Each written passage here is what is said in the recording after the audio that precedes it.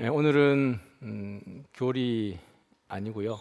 그냥 말씀으로 여러분과 함께 하기를 원합니다.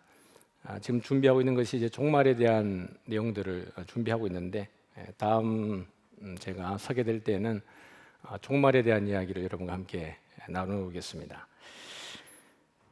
어제 이제 토요일마다 저희들은 제가 담당하고 있는 것이 그 이단 대책이라서 토요일마다 저녁 7시에 그 이단 대책위원들과 이제 성경 공부를 하고 있는데 이제 교리도 하고 이제 지금은 성경 통독을 시작을 했습니다. 그때 창세기 끝내고 이제 뭐 출애굽기하고 쭉 이렇게 나가야 되는데 준비하고 있는데 갑자기 어떤 이제 목사님이 전화 와가지고 주변에 지금 이제 신천지가 나타났다고 저보고 좀 와달라 그래가지고 급하게 이제 좀 나갔습니다.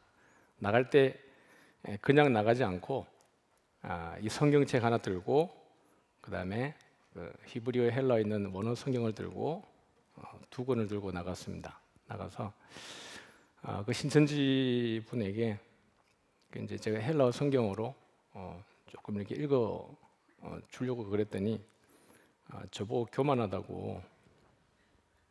그래서 내가 왜 교만하냐고, 성경이 이 언어로 쓰였는데 그랬더니 그 번역된 거 아니냐 그래요.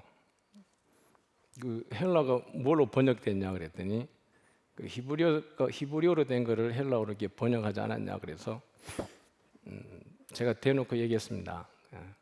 그러니까 신천지가 무식하다는 소리 듣는 거라고. 그러니까 헬라어를 도대체 어디에서 번역했는지도 모르는 것이에요. 그러니까 제가 보니까 이제 듣긴 어디 들었습니다. 구약을 그 히브리어를 헬라어로 번역한 것은 구약에 있는 성경을 히브리어를 헬라어로 번역한 70인역이 있습니다. 근데 이제 이 사람은 생각할 때 신약도 히브리어로 기록했다가 헬라어로 번역을 한 줄 알고 그렇게 알고 있는 것이에요. 그래서 제가 잘 정리해드리고, 신천지하고 이제 길거리에서 만나면 대화가 잘 되지 않습니다. 그래서 제가 막 이제 한참 실갱이 하다가 우리 교회 성도들을, 지나가는 성도들 붙들고 자꾸 전도하려 그러니까 제가 만나서 이제 좀 이렇게 그냥 가라고 그러고 제 연락처를 줬습니다. 연락처를 줬고 그래서 1대 100도 괜찮다. 신천지 100명 데리고 와도 괜찮으니까 연락을 주고 데리고 와라. 그러면 내가 성경을 잘 풀어주겠다. 그렇게 얘기를 했습니다. 근데 했는데 아침에 이제 문자가 왔어요. 문자 와가지고 그 카톡으로 제가 전화번호 줬으니까 이제 저장을 해서, 저도 저장을 했습니다. 그분 거 저장했고 그래서 왔는데 쓸데없는 신천지 정보를 자꾸 보내가지고 제가 이제 익십하고 있습니다. 읽고 씹고 있는데 내일 아침부터 제가 원어 성경을 계속 번역 참입니다. 보내서 자기들이 모르고 있다는 걸 좀 이제 깨달아야 되는데, 근데 이제 그 자신감이 여러분 대단합니다. 여러분 아십니까? 그 저를 만났을 때 그분이 너무 자신감이 넘쳐가지고 제가 당황스러웠어요. 성경을 하나도 모르는데 자신감 하나는 충만합니다. 근데 오늘 우리는 그런 사람들 만나면 이제 일단 피해야 되죠. 왜냐하면 우리가 말씀을 잘 모르니까요. 근데 피하는 게 사실은 뭐 성경을 잘 모르는 입장에서는 가장 그 현명한 방법일 수 있습니다. 그러나 더 좋은 것은 우리가 하나님의 말씀에 대해서 잘 알아야 된다라는 거. 그게 저희들이 준비해야 되는 부분이 있죠. 오늘도 이제 저와 함께 보는 이 본문이 요절로 여러분들이 잘 암송하고 있는 구절입니다. 모든 성경은 하나님의 감동으로 된 것으로 교훈과 책망과 바르게 함과 의로 교육하기에 유익하다. 바울은 이 글을 도대체 어느 시점에서 왜 기록했는지에 대한 고민을 좀 해볼 필요가 있죠. 그냥 모든 정황을 다 우리가 생각하지 않고 이걸 요절처럼 딱 떼서 성경은 우리에게 평소에 되게 유익하고 잘 배우고 또 신앙생활 잘하는 되게 유익하다라는 정도로 봐도 되지만, 그러나 바울이 이 글을 쓰는 정황이 어떤 건지 잘 알고 나면 우리가 이 말씀에 대하는 태도가 조금 더 달라질 수 있습니다. 바울은 지금 이 글을 로마 감옥에서 첫 번째 변론이 끝나고 두 번째 변론이 끝나고 난 이후에 죽음의 그 형장이 이슬로 사라지기 전에 이 글을 쓰고 있습니다. 바울이 첫 번째 그 변론을 당할 때에는 바울 주변에 여러 동역자들이 바울을 변호해주고 변정해줬습니다. 바울은 죽을 죄를 지지 않았다. 그리고 복음이 무엇이다라고 함께 바울의 편에 서서 변론해주던 자들이 있었던 것 같습니다.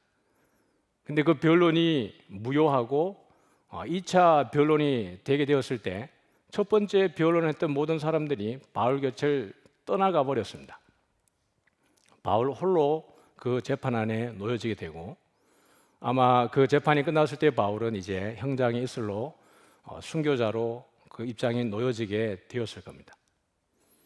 그러면 바울은 이제 자기의 시간이 얼마 남지 않았다는 것을 직감하는 게 아니라 그냥 알고 있죠. 요한복음이라든지 요한 1, 2, 3서라든지 또 요한계시록 같은 경우에 예수님의 제자 중에 가장 오래 살아남아 있던 제자가 사도 요한입니다. 그가 다른 동역자들이 다 먼저 순교당하고 세상을 떠나고 난 이후에 마태와 마가와 누가복음을 요한이 아마 보았겠죠. 이렇게 회람을 해서 봤을 겁니다. 그럼에도 불구하고 요한이 그 요한복음을 기록하게 되는 이유는 자기가 예수님을 목격한 마지막 증인으로서 그들에게 남겨야 되는 아주 중요한 메시지들이 있었을 겁니다. 그래서 마태와 마가와 누가복음과 전혀 다르게 요한복음은 딱 시작을 할 때부터 예수님이 하나님이라는 이야기로 시작을 합니다. 태초에 말씀이 계시니라, 이 말씀이 하나님과 함께 계셨으니 이 말씀은 곧 하나님이시니라. 그것은 예수님이 하나님이라는 그 메시지를 그 1절 안에 신묘막측하게 요한이 담아두고 있는 것입니다. 왜냐하면 1세기 말을 살아가는 성도들에게 그 신앙생활이라고 하는 것은, 예수에 대한 믿음이라고 하는 것은 흔들릴 대로 흔들려져 있습니다. 내가 정말 이 예수를 끝까지 믿어야 할까? 여러분, 세례요한도 보십시오. 세례요한도 감옥에 갇혔을 때 정말 당신이 그분입니까? 아니면 오실 일을, 또 다른 일을 기다려야 됩니까? 라고 세례요한조차도 흔들린 적이 있었습니다. 그렇게 신앙으로 흔들리고 힘들어하는 그 성도들에게 요한이 줄 수 있는 가장 강력한 메시지는 우리 예수님은 하나님이다.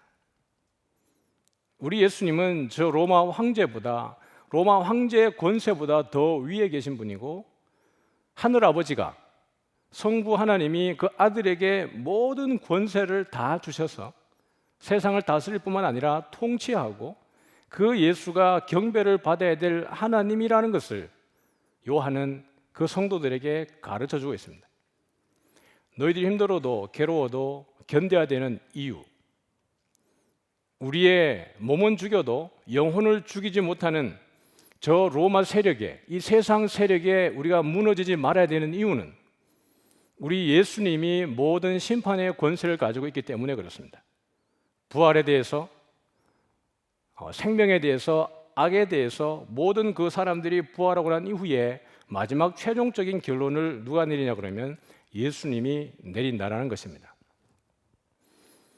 그 메시지를 요한은 그의 글에 담아서 그 제자들에게, 믿음을 가지고 있는 성도들에게 제안을 하고 있는 겁니다. 흔들리지 말아라. 끝까지 예수가 그리스도이심에 대해서 추호도 미혹되지 말라라는 거예요. 그 메시지가 요한복음에도 있지만 요한 1서와 요한 2서와 요한 3서 가운데에 그대로 담겨져 있습니다. 우리가 요한 3서 매일 성경을 통해서 봤지만 요한 3서에 보면 그 장로인 사도 요한이 가이오에게 편지를 쓰면서 이렇게 얘기합니다. 사랑하는 자여, 내 영혼이 잘됨 같이 내가 범사에 잘되고 강건하기를 내가 축복하노라, 이렇게 얘기합니다. 그것은 그냥 쓸 수 있는 내용이 아닙니다. 그 당시에는 이미 우리가 그 새벽 설교를 통해서 여러분들이 학습하셨겠지만, 그 당시에는 교회마다, 이 소그룹 교회마다 지도자들이 있지를 못했습니다. 그러다 보니까 요한이 파송하는 순회 전도자가 그 각 지역을 다니면서 예수님의 복음을 전해야 되는 것이에요.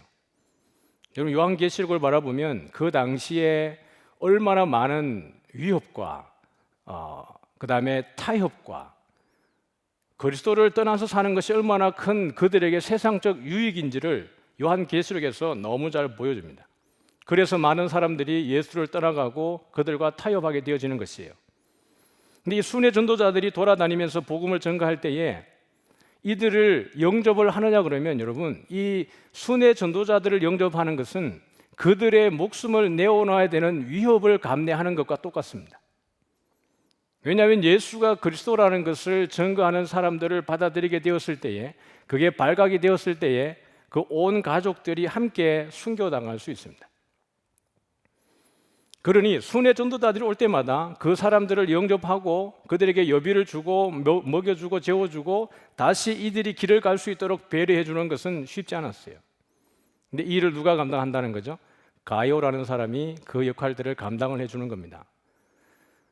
그래서 요한이 하는 말이 내가 내 형제가 진리 안에서 행한다함을 듣는 것보다 더 기쁜 일이 없도다, 이렇게 얘기합니다.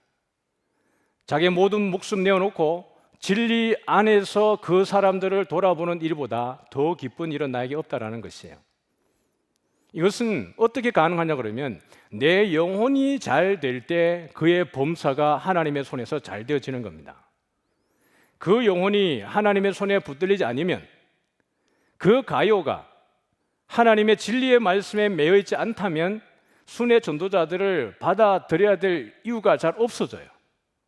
그러나 자기가 죽음의 위기에 놓여 있음에도 불구하고 그 사람들을 영접해서 또 다른 전도의 길을 보낼 수 있었던 것은 그것보다 내 영혼이 하나님 앞에 진리 안에 바로 서 있었기 때문에 그 가요가 그 결정을 할 수 있었습니다.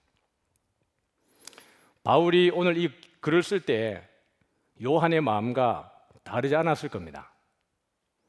바울은 복음을 전하면서 당한 그 고난과 순환이 만만치 않았습니다. 누구도 바울의 고난과 견줄 수 없을 만큼 죽음의 위기에, 사형 선고받은 고난에 놓여 있었던 적이 한두 번이 아니었습니다. 그래서 빌립보서 1장에 가보면 바울은 이렇게 이야기합니다. 내가 차라리 죽는 게 낫겠다. 내가 지금 복음을 전하다가 지금 죽는 게 제일 나아. 왜냐하면 내가 도무지 못 견디겠어.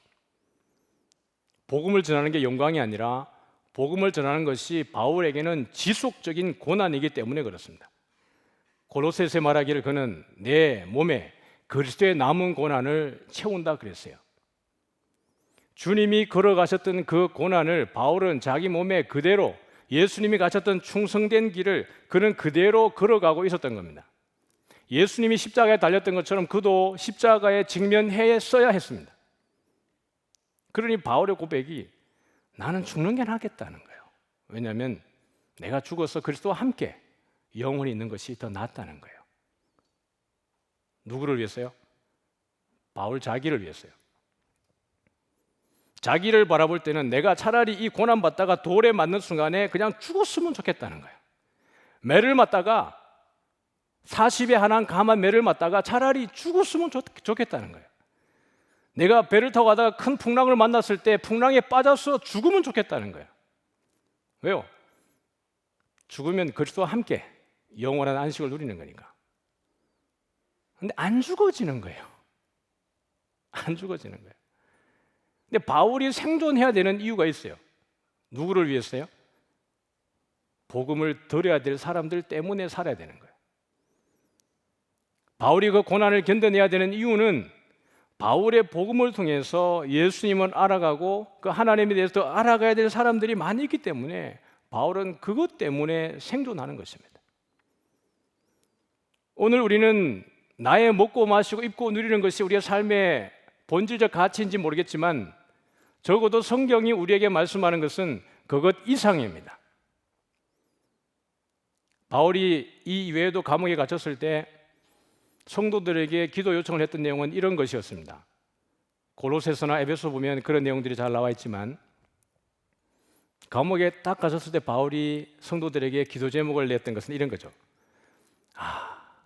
내가 복음을 전하다가 들어왔는데 빨리 나가야 또 복음을 전할 것 아닙니까? 어쨌든 내 눈명이 빨리 벗어져서 복음을 전할 수 있도록 여러분 기도 좀 해주십시오. 이렇게 기도 요청하지 않았습니다. 하나님이 내 입을 열어서 비밀 대신 그리스도를 전파하게 해달라고 기도 요청했습니다. 그러면 그 감옥에 있는 간수들이든지 같이 갇혀있던 죄수들이든지 간에 주님께서 내 입을 열어서 비밀 대신 예수 그리스도를 증거하게 하고 그들의 마음이 열어질 때에 그들이 구원받을 수 있다는 것입니다. 바울의 관심은 내가 빨리 나가는 게 아니라 어찌하든지 그리스도의 복음이 증거되어지는 것, 그것이 바울의 주된 목적이었습니다. 사랑하는 성도 여러분, 우리의 관심은 어디 있습니까? 우리가 주님 앞에 무릎을 꿇을 때, 우리가 말씀을 묵상할 때, 매일 새벽에 큐티를 할 때 우리의 관심은 어디 있습니까? 오늘도 이 말씀을 잘 묵상해서 우리의 육신에 먹고 마시고 입고 누리는 데 집중되어 있진 않습니까? 그것이 잘못됐다는 게 아니라 성경은 지속적으로 우리에게 보여주는 모델이 그런 모델은 없습니다. 우리가 잘 먹고 우리가 잘 마시고 잘 입는 것에 집중하는 성경은 우리에게 어떤 모델도 없습니다. 예수님 하신 말씀은 무엇을 먹을까, 무엇을 마실까, 무엇을 입을까 염려하지 말라는 거예요. 왜냐하면 그것은 이미 하나님의 영역에서 하나님이 책임질 영역이기 때문에 굳이 그것을 구하지 말라는 것이에요. 그것은 우리의 구할 영역이 아니라고 이야기합니다. 이방인들이 구하는 것이라 그래요. 우리가 하나님을 믿는다면, 그건 하나님의 영역에 있다는 것을 믿는다면 우리는 그것 이외에 다른 것을 구해도 하나님이 우리에게 이미 필요한 것을 줄 믿으시기를 바랍니다. 우리가 우리의 것을 구하느라고 하나님의 것을 구하지 못하는 것이에요. 우리의 모든 초점이 나에게 있다 보니까 하나님의 일에 관심이 없습니다. 하나님이 왜 나를 저 흑암의 권세에서, 사망에서 권세에서 건져냈는지 관심이 거기에 없는 것이에요. 오늘 바울은 우리에게 모든 성경은 하나님의 감동으로 된 것으로 교훈과 책망과 바르게 함과 의로 교육하기에 유익하다는 것이 우리의 일상에 있어서 우리의 육신을 위해서 제한하는 것이 아닙니다, 여러분.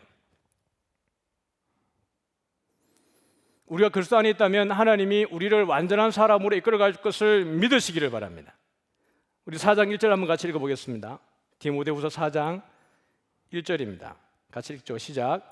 하나님 앞과 살아있는 자와 죽은 자를 심판하실 그리스도 예수 앞에서 그가 나타나실 것과 그의 나라를 두고 엄히 명하노니.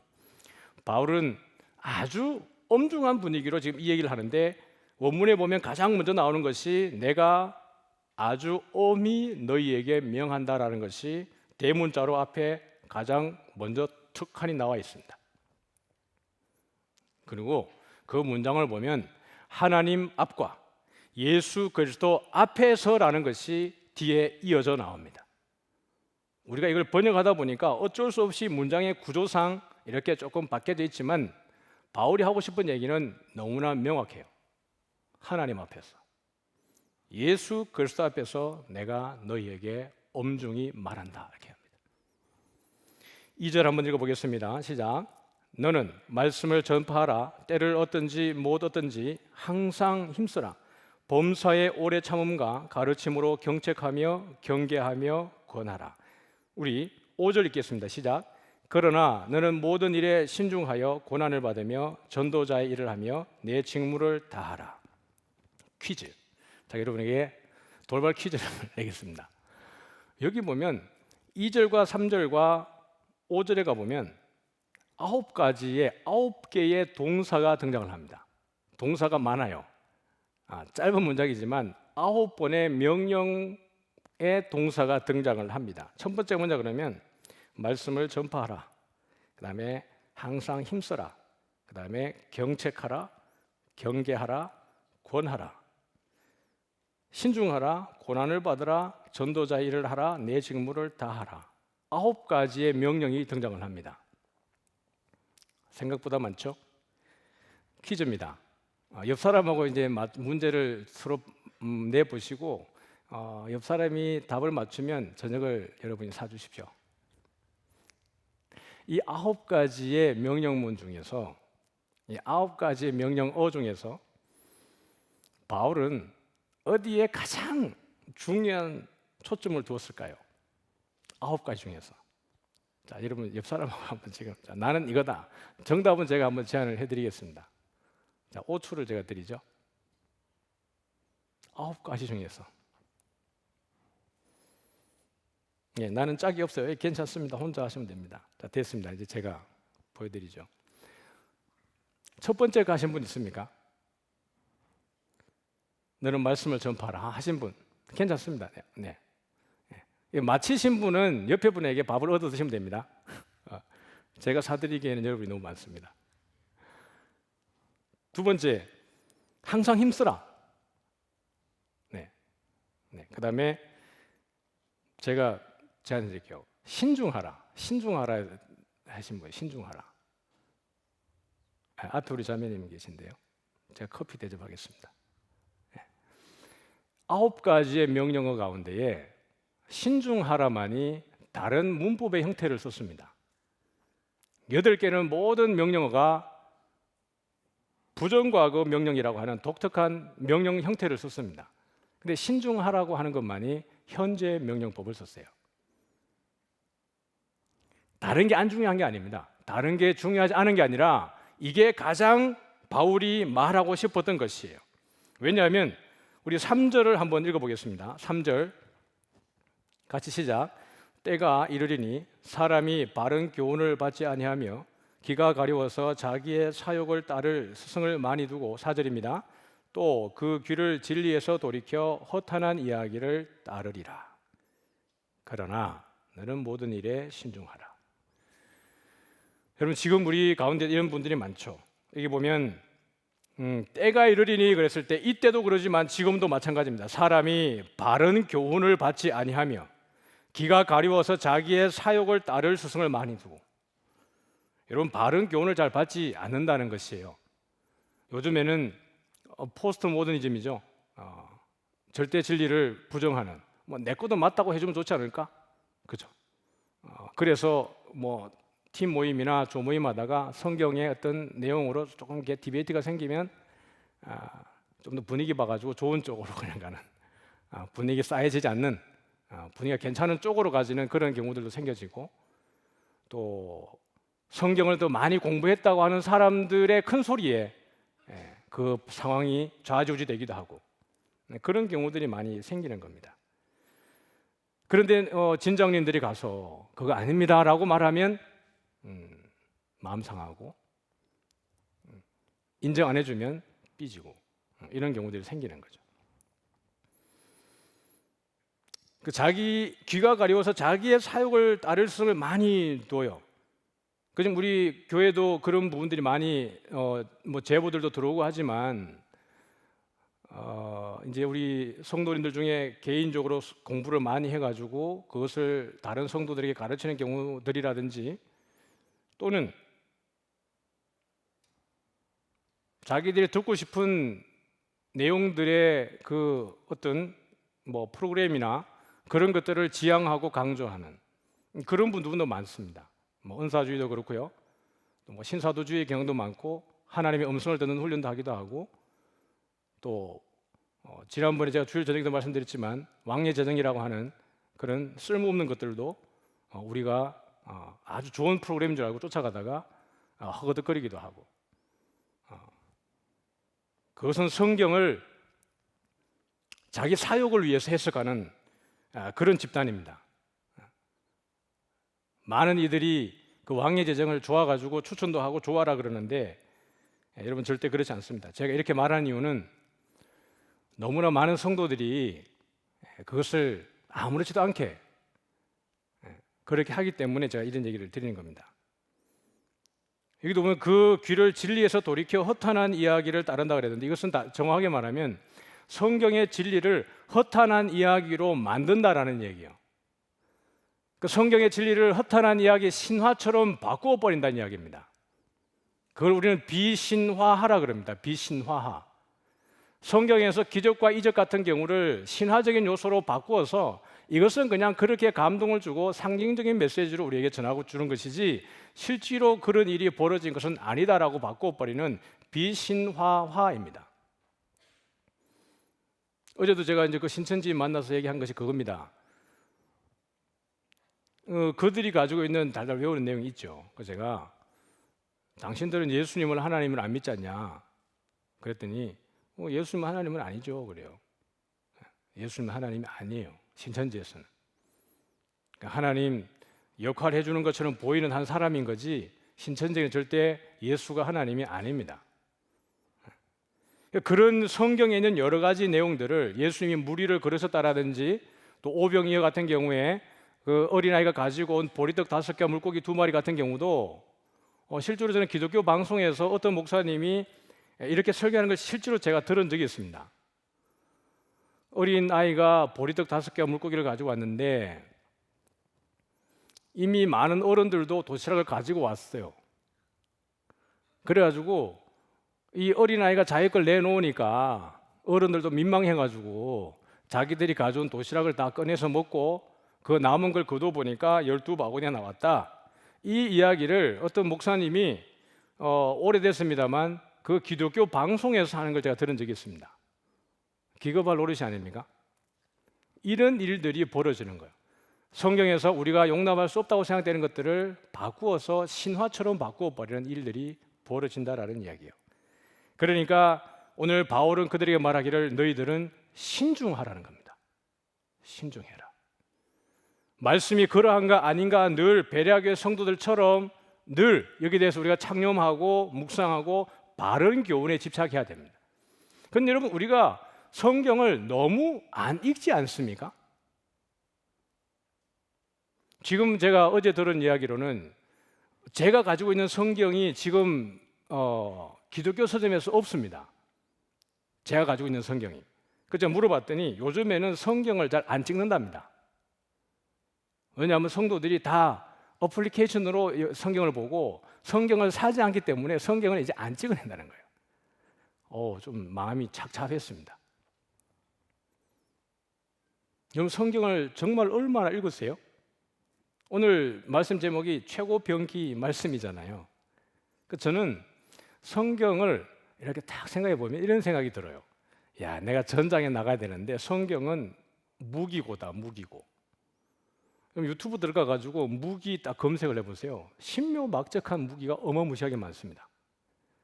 야, 내가 진짜 전쟁 나면 피할 곳이 한 곳도 없구나라는 걸 보게 됩니다. 어디에 있어도 내 존재가 그대로 다 드러나지더라고요. 그런 거 보면 좀 섬뜩섬뜩해요. 야, 사탄의 권세도 우리를 저렇게 지켜볼 게 아닌가라는 거죠. 근데 우리가 그것을 무찌르기 위해서 구해야 되는 게 뭐냐 그러면 하나님의 말씀이에요. 성경을 딱 열어서 펼쳐놓고 보면 이 안에 그 마귀의 세력과 이 세상에 대해서 싸워서 그 공격하고 방어하고 하는 모든 무기들이 이 성경 안에 있다는 걸 믿으시기를 바랍니다. 우리가 여러분 왜 두려워하고 왜 염려하냐 그러면요, 하나님의 말씀에 대해서 잘 몰라서 그래요. 여러분 진짜 하나님의 말씀을 모르기 때문에 우리에게 두려움이 찾아오는 겁니다. 하나님의 말씀을 알면 담대해져요. 믿습니까? 요즘에 제가 자주 쓰는 표현이 있어요. 아는 만큼 보인다. 아는 만큼 보인다. 성경에 있는 그 내용들을 우리가 아는 만큼 내 안에 믿음이 성장하고요, 아는 만큼 하나님에 대해서 더 많이 알아가게 되어져 있어요. 여러분 성경 공부한다 그러면 잘 안 가잖아요. 여러분 성경은 늘 그렇게 얘기합니다. 문제보다 더 크신 하나님. 하나님께로 가면 그게 문제가 아니라는 것을 보게 돼요. 여러분 요셉이 형통하다는 것을 우리는 그냥 저 남의 글로 보잖아요. 그럼 내가 요셉과 같이 감옥에 있어도 형통할 수 있을까요? 아마 지금 여러분 우리가 있는 여기 있는 성도들 중에도 기가 막힌 웅덩이와 수렁 가운데 계신 분이 있지 않습니까? 근데 그런 가운데 여러분 지금 되게 자유하신 분 계시죠? 그게 감사하셔야 됩니다. 감사하셔야 돼요. 이게 아무나 그렇게 되는 게 아닙니다. 정말 하나님 안에 있고 하나님이 그분 안에 있기 때문에 기가 막힌 웅덩이와 수렁 가운데에서도 자유해지는 것이에요. 하나님이 얼마나 대단한 분인지에 대해서 성경은 한글도 놓치지 아니하고 거기에 다 기록이 되어져 있습니다. 성경을 보면 하나님에 대해서, 하나님의 경륜에 대해서, 삼위일체 하나님에 대해서 너무나 자세하게 기록이 되어져 있어요. 그런데 우리는 관심이 없어요. 어렵다는 거예요. 다 어렵습니다, 여러분. 다 어렵습니다. 세상에 뭔가 자기가 전문적인 영역에 올라서는 것 치고 안 어려운 게 있은 적이 있습니까? 여러분 중에요. 저는 이게 영어를 잘하고 싶은 게 제 소원입니다. 전 제 소원이 영어로 언젠가는 설교 한번 해보는 게 내 소원인데 이거 쉽겠어요? 얼마나 내가 많은 노력을 해야 되겠어요. 그죠? 근데 영어를 잘하시는 분 계시죠, 여기에. 지금 제가 말하면 좀 웃길 수도 있어요. 근데 그를 웃는다 그래서 그분이 그냥 되는 거 아니었을 거예요. 어릴 때부터 학원 다니고 열심히 공부하고 하다 보니까 된 거예요. 그게 내 안에 인지되지 못해서 저절로 된 것 같지만 아니라고요. 그게 되기까지는 많은 애씀과 수고가 있었어요. 때로는 10년의 세월이 들어가기도 했고요. 이게 음악이든 무엇이든 간에 말이에요. 하나님의 말씀도 여러분 마찬가지입니다. 어느 날 하루아침에 내가 눈 뜨고 딱 일어나 봤더니 성경이 다 이해되는 경우는 여러분 없습니다. 절대로 없어요. 우리가 하나님의 말씀을 알기 위해서 창념하지 않고 그냥 되어져 가지고 말씀이 이해되는 경우는 여러분 없습니다. 요행을 바라지 마십시오. 철저하게 이 말씀에 대해서 기초부터 들어가줘야 거기에서 누구를 보냐 그러면 하나님의 광대하심을 봅니다. 물론요. 물론 하나님이 우리에게 믿음이라는 걸 선물로 주셨어요. 그거는 변함없는 진리입니다. 그리고 우리가 설교를 들을 때마다 은혜 받는 것도 변함없는 진리입니다. 그러나 이 말씀 안에 계신 그 하나님, 말씀 안에 숨어 계신 그 하나님은 우리가 듣는 것보다 훨씬 더 디테일하십니다. 제가 늘 주례할 때도, 어제도 주례했지만 주례할 때마다 제가 이렇게 얘기합니다. 시편 128편을 이야기할 때 여호와를 경외하며 그의 길을 걷는 자마다 복이 있다. 그 경외한다라는 것은 공경하고 존경하고 두려워한다는 이야기입니다. 원문을 보면. 그런데 그 경외하다는 말을 좀 문맥에서 문장을 벗어나서 보면 하나님에 대해서 정확하게 아는 걸 이야기합니다. 우리 입장에서 불가능한 일이지만 그럼에도 불구하고 하나님에 대해서 알아야 그분이 원하는 길을 걸어갈 수 있는 것이에요. 그 사람이 복이 있습니다. 여호와를 경외하고 그의 길을 걸어가는 사람이 복이 있는 줄 믿으시길 바랍니다.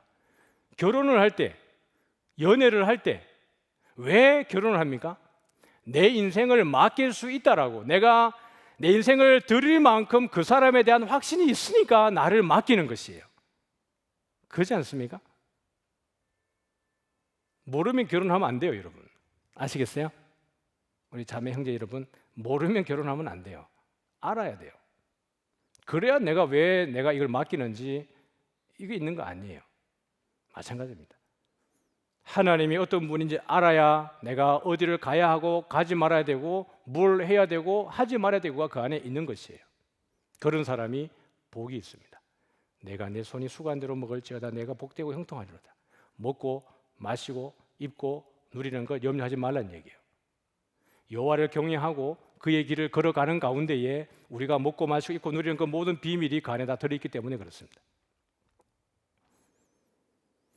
우리는 삶 가운데에 샬롬을 누리기를 원하고, 샬롬, 평안을 누리기를 원하고, 우리는 안식을 누리기를 원합니다. 그러나 우리에게 참 안식이 있습니까? 참된 평안이 있습니까? 세상에는 그러한 참된 안식도 참된 평화도 없어요. 히브리서에 말하기를 여호수아가 우리에게 안식을 주었더라 그러면 우리는 다른 안식을 기다리지 아니하였을 것이다라고 이야기합니다. 분명히 가나안 땅에 들어가는 것은 그들에게는 안식이라고 생각을 했을 텐데 여호수아를 통해서 그들이 가나안 땅에 들어갔지만 그들이 참 안식을 누리지 못합니다. 지속적으로 전쟁이고 지속적으로 위협이고 지속적으로 두려움입니다. 그 이유가 왜 그러냐 그러면 성경은 말하기를 그들이 하나님의 말씀에 순종하지 아니했기 때문이라고 이야기합니다. 참된 평안, 참된 안식, 하나님의 말씀이 있는 줄 믿으시기를 바랍니다. 우리가 잘 암송하고 있는 하나님의 말씀은 살았고 운동력이 있어서 좌우의 날선 어떤 것보다 예리하여 영과 홍과 및 관절과 골수를 찔러 쪼갠다고 말을 했는데 이 문맥이 어디에서 나오느냐 그러면 제가 금방 말씀드렸던 여호수아와 안식에 대한 이야기를 하면서 이 이야기가 나옵니다. 그들이 안식을 누리지 못하는 것은 하나님의 말씀을 그들이 순종하지 아니했기 때문에 안식을 할 수 없다라는 것이에요. 하나님의 말씀은 살아 운동력이 있어서 좌우의 날선 어떤 것보다 예리하기 때문에 그 말씀에 순종할 때에 거기에 안식이 있고 거기에 샬롬이 있습니다. 순종하지 아니할 때 그 좌우의 날선 예리한 금과 같은 그 말씀이 우리를 나중에 마지막에는 벌거벗은 것 같이 하나님 앞에 결산하게 될 때에 그것을 결산하게 되어질 것입니다. 그래서 히브리서 4장 12절에 이 말씀은 그냥 단순히 말씀은 좋은 것이라고 하는 것 정도가 아니라 말씀은 우리에게 축복이기도 하지만 안식을 주는 요소이기도 하지만 우리를 심판하는 요소로도 소개되어지는 것입니다. 하나님의 말씀을 들은 우리가 저 이스라엘 백성들이 안식에 들어가지 못했던 것처럼 불순종의 본을 따르지 말고 어떻게 합니까? 순종하라 이렇게 얘기합니다. 사랑하는 성도로 말씀을 마칠게요. 바울은 오늘 우리에게 그런 심정으로 이 글을 쓰고 있습니다. 모든 성경은 하나님의 감동으로 된 것으로. 바울이 글 써내려간 여러분 글을 보고 이 글을 보셔야 됩니다. 바울이 써내려간 13편의 편지를 보고 이 글을 보셔야 돼요.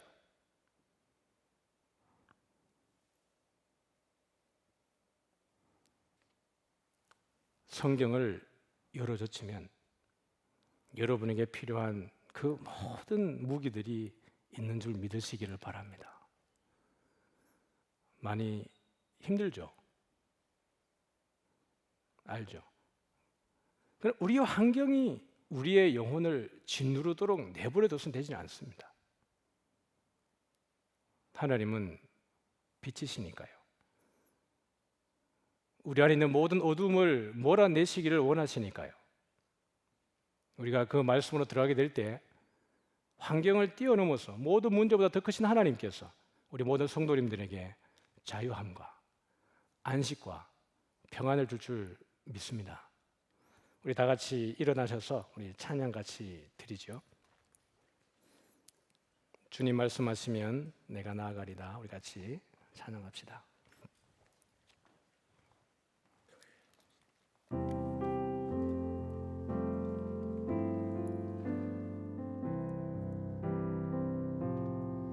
주님 말씀하시면 내가 나아가리다. 주님 뜻이 아니면 내가 멈춰서리다. 나의 가고 서는 것 주님 뜻에 있으니 오 주님 나를 이끄소서. 주님 말씀하시면 내가 나아가리다. 주님 뜻이 아니면 내가 멈춰서리다. 나의 가고 서는 것 주님 뜻에 있으니 오 주님 나를 이끄소서. 뜻하시는 곳에 나 있기 원합니다. 이끄시는 대로 순종하며 살리니 연약한